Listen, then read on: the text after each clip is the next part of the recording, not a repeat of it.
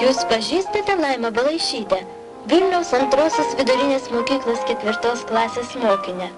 Turbūt ne. Bet už tai jos mamą, sporto meistrę Bronę Balaišienę, žinome visi.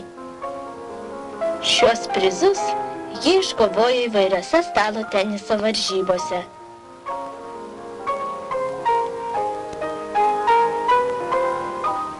O čia pirmieji Laimos diplomai. Jau dabar ji Vilniaus moksleivių stalo teniso čempionė. Laimai tik 11 metų, bet ji jau dalyvauja ir suaugusių varžybose. Nelengva kovoti su patyrusia inžinierė, bet pasiduoti irgi negalima.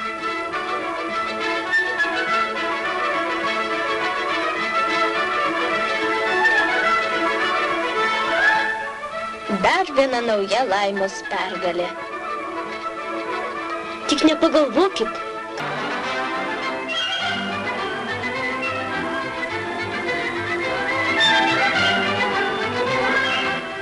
kiekvieną dieną Laimutė sutiksi sporto salėse, užtat ji greita ir vikri, užtat visur suspėja. Ir muzikai laiko suranda.